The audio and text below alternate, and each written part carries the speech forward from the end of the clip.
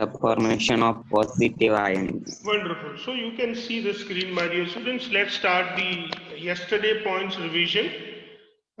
You can see that for the formation of the positive ion, we'll start from here. For the formation of the positive ion, if an element is in a solid state, sublimation to gaseous state is needed. If an element in the liquid state, conversion into gaseous state is needed, or if element is in a gaseous state, maybe it has to undergo a process of atomization or dissociation. And then in the gaseous state, the atom of element ionizes, that means it loses its one electron and turns into a positive ion. This is what it is, the basic requirement for the formation of the positive ion. Same way for the formation of the negative ion, either sublimation, vaporization, dissociation or atomization takes place in first step, and then in the gaseous state, the electron achieves, or the electron obtain the uh, electron, and as electron is being gained by the atom ultimately turns out to be negative ion. So this is what it happens, my dear students. So this is how the positive ion and negative ion are formed. When both negative and positive ions are formed from the anion and cation, crystal lattice is formed. So now when we have negative ion and positive ion, from that we produce a crystal lattice. Lattice formation is the next step. Let us understand with the example of formation of NaCl. Let us understand how lattice is formed in the various steps. Let us try to study it well. For that, my dear students, let's have a look to the various things. I would like to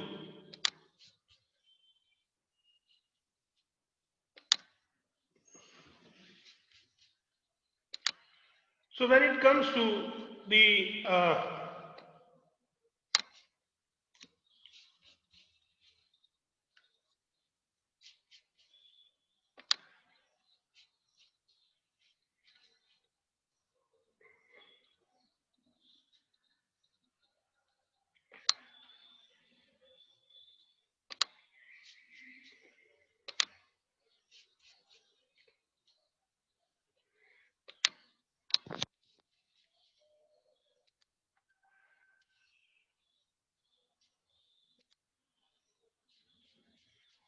it is getting difficult for me to.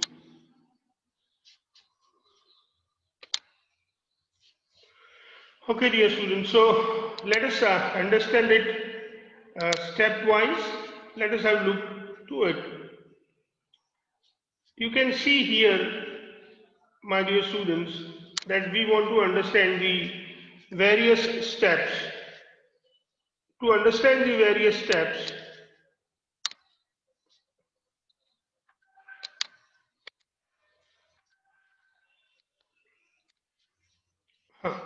the first step is the step which is known as the sublimation of sodium metal, melting plus vaporization. So you can see that in the first step, we want to prepare NaCl. So for preparation of NaCl, the first step is sodium metal, sodium solid turns into sodium gas. As this sodium solid turns into sodium gas, some energy is required for the sublimation, and this energy we put it plus, and when we put it plus, it means that the reaction is endothermic and the energy is required. Please understand this, my dear students, that whenever we put delta H plus means energy is required and it is an endothermic process. Now, in the second step, what happens?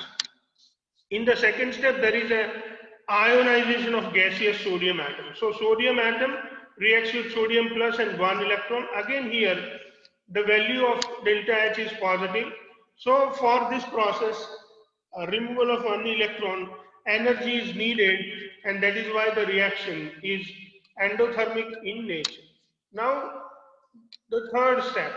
Let's see what happens into the third step. So, in the third step itself, there is a dissociation of chlorine atom.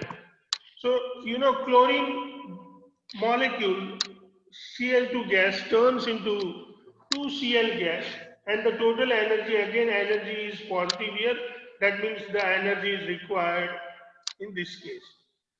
So chlorine gas turns into two chlorine atoms, and in this process 242 kilojoules per mole energy is needed. But we need only one Cl minus because we want to prepare NaCl, so we need only one Cl atom. So the same reaction will write 1 by 2 Cl2 gas. So instead of Cl2 gas that gives 2 Cl minus, we will half this reaction and we'll write 1 by 2 Cl2 gas that gives Cl gas. And that is why the enthalpy change will also be divided by 2, and we will calculate 121 kilojoule per mole. Now in the fourth step, the atom of chlorine gains one electron, and you can see that here the energy is released when the chlorine atom gains the electron, and that is why it is the exothermic reaction. And here in the fourth step, first time the energy is released.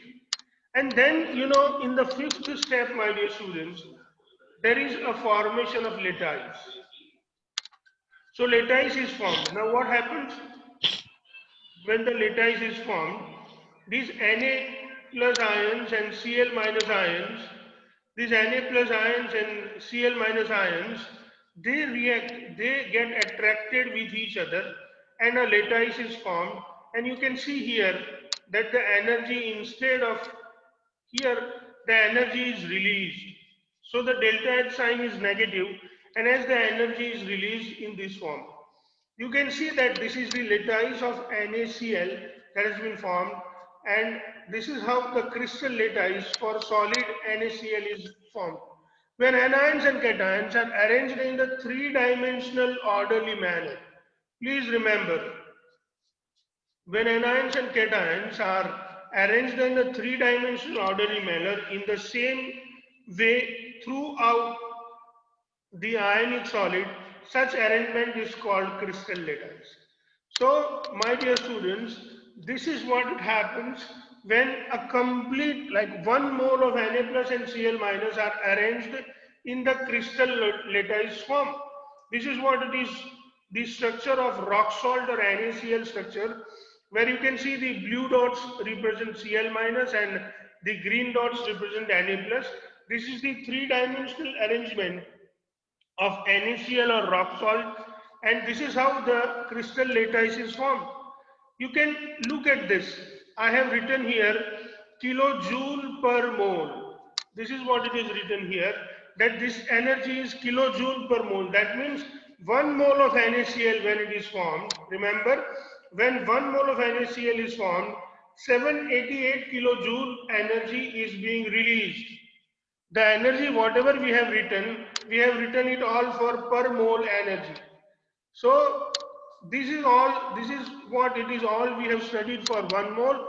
And when this 1 mole of crystal lattice of NaCl is formed, my dear students, we have seen these 5 various steps to understand what happens and how the energy changes. In ionic crystals, crystal lattice cations and anions held together by Coulombic interaction energies. These ionic compounds crystallizes in a different crystalline structures. Various crystalline structures are determined by the size of the ions, their packing arrangements and other factors. So here, my dear students, I have tried to tell you about the formation of the crystal lattice. You have seen one crystal lattice of NaCl. That doesn't mean that all the crystal lattice will be same as NaCl. There will be various kinds of structures for the ionic compounds and for the crystal lattice. So these crystal lattices are formed in a various manners, and these ionic compounds forms the different kind of crystal lattice. Various crystalline structures are possible, and these various structures depends upon the size of the ion, their packing arrangements, and other factors which are related to the energy. So it is not that each and every ionic crystal will have the same structure as NaCl, but there will be a surety that all the crystal lattice will have the orderly arrangement. This orderly arrangement will be followed for a long range, and this orderly arrangement you will see throughout the crystal, and this is how we can understand the crystal lattice, my dear students. Now, ionic bond will be formed more easily between elements which with comparatively low ionization enthalpy and elements with comparatively high negative value of electron gain enthalpy. Now, this is one important point. Suppose someone asks you that what kind of element will form the ionic bond? So you can easily answer them that those elements which are having the uh, very low ionization enthalpy and those elements which have got the high negative value for electron gain, they will definitely make the ionic compounds. And the wonderful examples are the group 1 elements that are called the alkali metals and group 17 elements which are known as the halogens. Except lithium, almost all the alkali metals make the ionic compound with halogen, especially the chlorine with the highest electron gain, highest negative electron gain enthalpy. So this is how, my dear students. Now from the 5 steps, the energy required step we can add up. So total energy which was required where the energy was having the positive value is 725.4 kilojoule per mole, and the total energy released, that will be minus 1136.6 kilojoule per mole. So overall energy will be released because the negative energy is more than the positive energy, and overall energy released would be minus 411.2 kilojoule per mole, my dear students. So now you can easily understand that why this NaCl, we find it very stable. NaCl is found very stable. It is stable compound because when 1 mole of NaCl is formed, 411.2 kilojoule of energy is released. And as this much of energy is released, we can understand the formation of NaCl very easily and very interestingly. At the same time, we can, or we are even um, we come to know that how this NaCl is formed and what are the various steps involved in this particular process. My dear students, I have shared a new screen. Can you see the new screen, please? Yes, Yes, sir. sir. What Yes, page sir. numbers Yes, are sir. you able to see? What page numbers can you see? 43, 43 and 44. 44. Wonderful. 43 and 40. That is too much. Thank you, my dear students. So in the last page, we have seen that how the NaCl can be formed, and this NaCl which is formed is actually the stable compound because when NaCl is formed, the energy is released. Now let's move forward and understand this. In ionic crystals, lattice, cations and anions held together by the Coulombic interaction energies. Coulombic interaction energy is very similar to the electrostatic force of attraction. These ionic compounds crystallizes in a different crystalline structures. Various crystalline structures are determined by size of the ions, their packing arrangement and their other factors. We have even calculated the various energies which were needed, and then we realized that NaCl is stable, and NaCl is stable because the energy is released. Thus when NaCl is formed, 1 mole minus or 411.2 kilojoule energy is released, my dear students. And as this energy is released,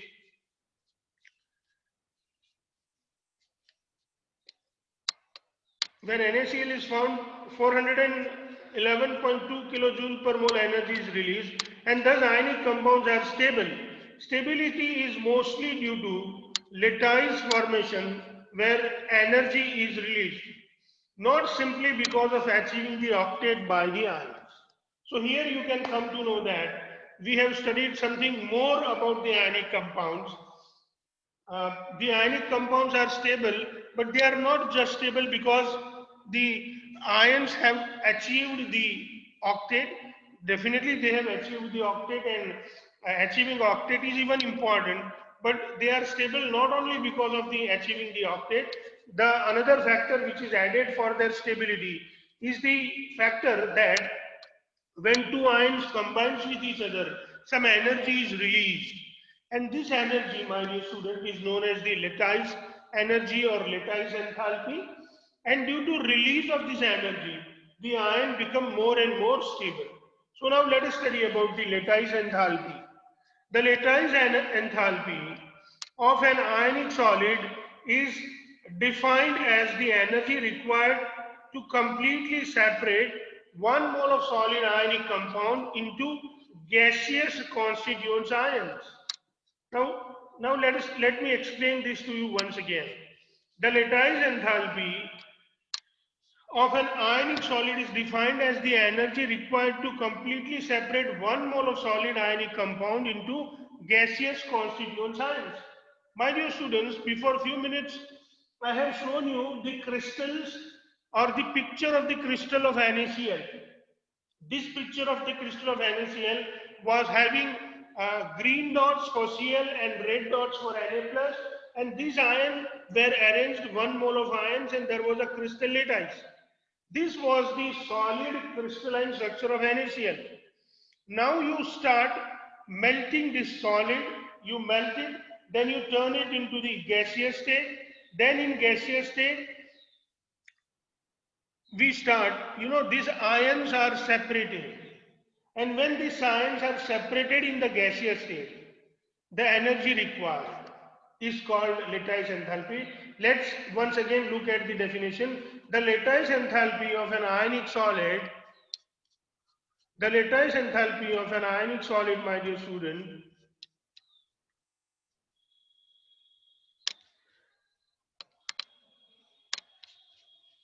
is defined as the energy required. First of all, whenever you break these ions, separate these ions, energy is required to completely separate 1 mole of solid ionic compound into gaseous constituents. So during the complete process of conversion of solid into liquid, liquid into gas, and then in gaseous state you separate those positive and negative ions, the complete energy required during this time is considered as lattice enthalpy. Lattice enthalpy of NaCl is 788 kilojoule per mole. We have seen that when 1 mole of lattice have been formed, 788 kilojoule per mole energy has been released. Thus, for 1 mole of NaCl crystals, 23 plus 35.5, that is 58.5 gram of NaCl crystal, to convert it completely into the gaseous Na plus and Cl minus ion and separate them to infinite distance. Now, what is the infinite distance for them? That is the distance where there is no force of attraction possible between the positive ion and negative ion. Let me repeat, my dear students. Thus, for 1 mole of NaCl, it means 58.5 gram of NaCl to convert it completely into the gaseous Na plus and Cl minus ion and separate them to the infinite distance where there is no force of attraction between the Na plus and Cl minus ion. This energy is the lattice energy or lattice enthalpy. Now, I hope you have understood about lattice enthalpy. Do you have any doubt about lattice enthalpy? You can ask, or we can move to the bond parameters. Do you have anything to ask, my dear students? Dear students, do you want to ask something? No, sir. No. No, sir. No, sir. Not even No, a single sir. body? Okay.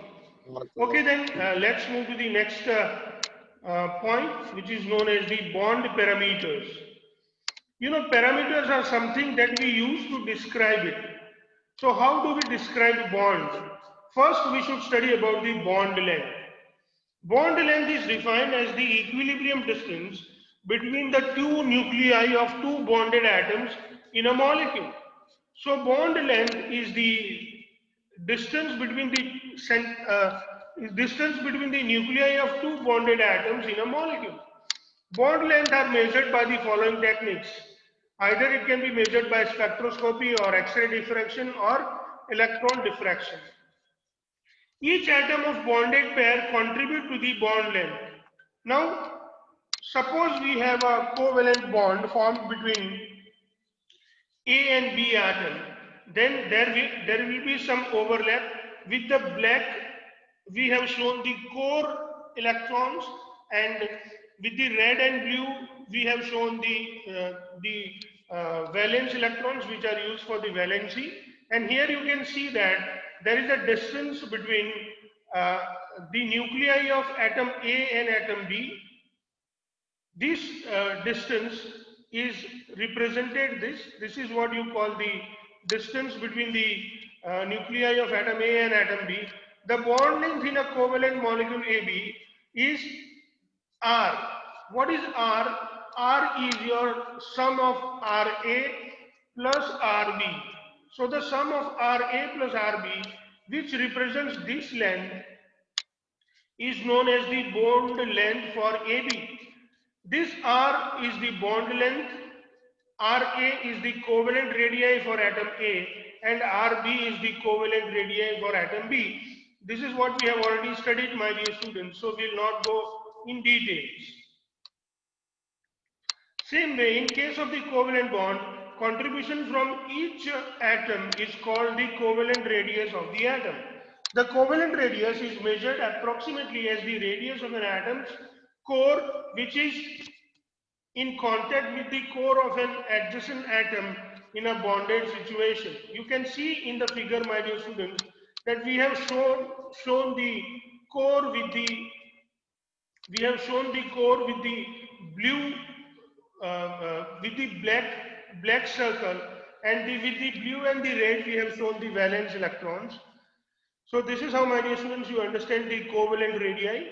The van der Waals radius represents the overall size of the atom, which includes its valence shell in not bonded situation. So if you really calculate, or if you really want to know about the van der Waals radius, then van der Waals radius would be, starting from this to this, and it would be larger than this covalent radius, because it also includes the valence electrons into it. I think we have discussed it very well into the previous discussion. Further, the van der Waals radius is half of the distances between the two similar atoms in a separate molecule. So now we can understand the van der Waals radius in one more way, my dear students. Let us look at this figure. You are watching a figure in which, in this figure, there are two molecules present. This is molecule number 1 and this is molecule number 2. Now you can see that these molecules are in touch with each other, but this is what it is, their valence part. This is what we represented. This is the core part. This is the core part for the atom. So whenever we consider the atomic radius for them, we will consider these distances. So now if you are looking for the van der Waals radius, let these two atoms come together. They can come together maximum to this distance, and then the distance between their centers is, you can see that the distance between their centers is represented by this line and this line. So the total distance here, you can see here, my dear students, that the total distance is 360 picometer. Now this total distance, when divided by half, it gives you 180 picometer.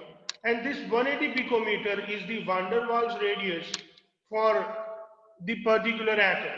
So suppose this is the chlorine molecule, then this Cl2, this Cl2 and this Cl2 comes near to each other. This is Cl2 number 1. This is Cl2 number 2.